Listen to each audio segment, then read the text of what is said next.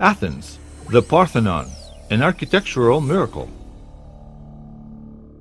The first building to be constructed on the Acropolis in 447 BC was the Parthenon. The new building was built on top of the debris of the previous Parthenon.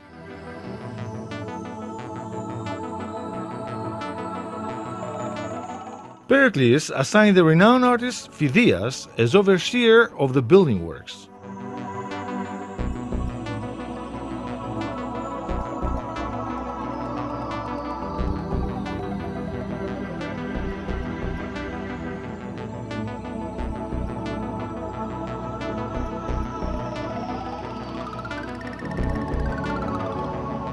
But the architectural design was entrusted to the architect Iktinas and his helper Callimachus.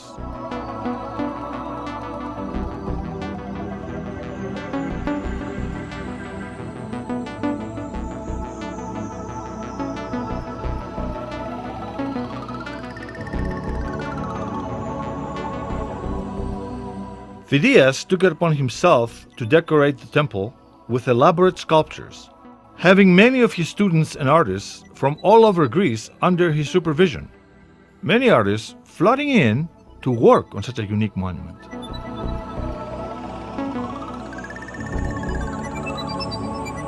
The Parthenon consists of a rectangular stylobate, or base, measuring 69 meters in length, 31 meters in width, and 11 meters in height.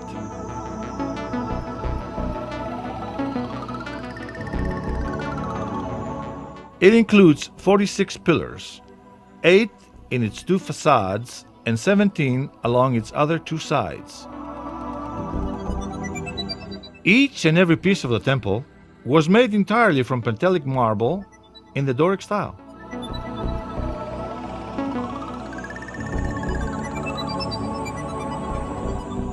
Although the building seems to be perfectly symmetrical, this is not true from a geometrical standpoint. If we measure it with a ruler and compass, we will find that none of its lines are completely straight. None of the columns are identical, and they are not placed in equal distance from each other. For example, the colonnades begin at the bottom with quite a wide diameter, about 2 meters. They then open up a little in the middle, but are at their narrowest at the top, where they measure 1.5 meters in diameter.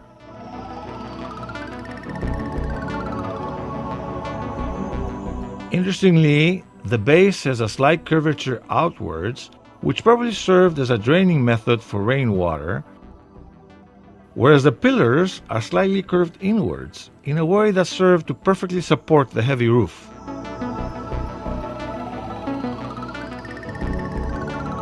If the colonnades were even higher, they would have created a pyramid with its top reaching 400 meters from the ground.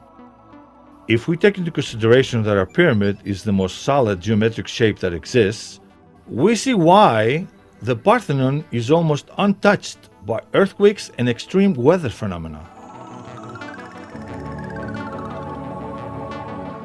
Above the columns and colonnades stood the frieze, decorated with engravings which portrayed the preparation of the procession toward the Acropolis that took place during the Great Panathenaea, a festival in honor of Athena.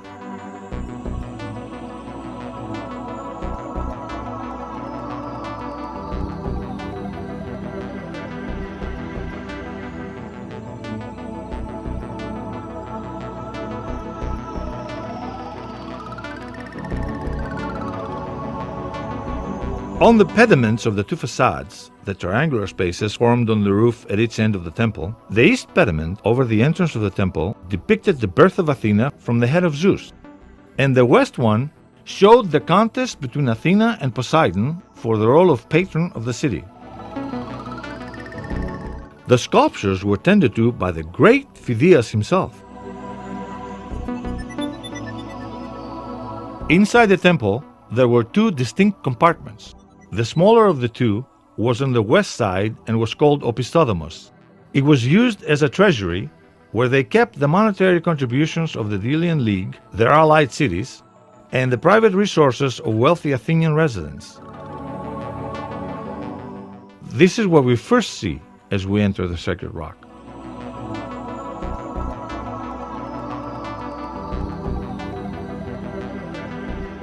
The central part of the temple, though, was the east room. It extended 100 feet, or about 33 meters in length, earning its name as Hekatobedon, or 100-footer. At the end of that room called Cella, there was an altar in honor of the goddess Athena, and the famous chryselephantine, meaning made of gold and ivory, statue of Athena Parthenos, which Phidias made especially for this room and was placed last.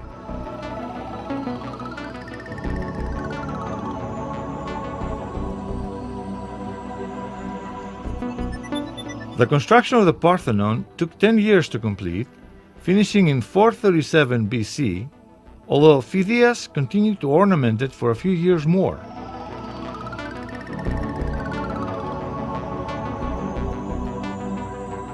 The monument was characterized by its highly colored decorations, not the plain white marble we see today. Trying to accurately depict the colors is very difficult, so we can only make assumptions about what they looked like.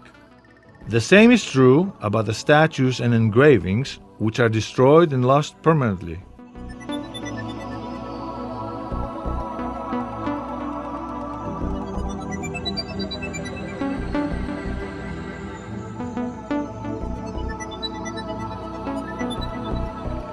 Even so, it is worth envisioning what such wondrous monuments would have looked like. In fact, what it lacks makes us admire it even more. Since, if in the state it is now it fills us with wonder, we can only imagine its splendor at the height of its glory.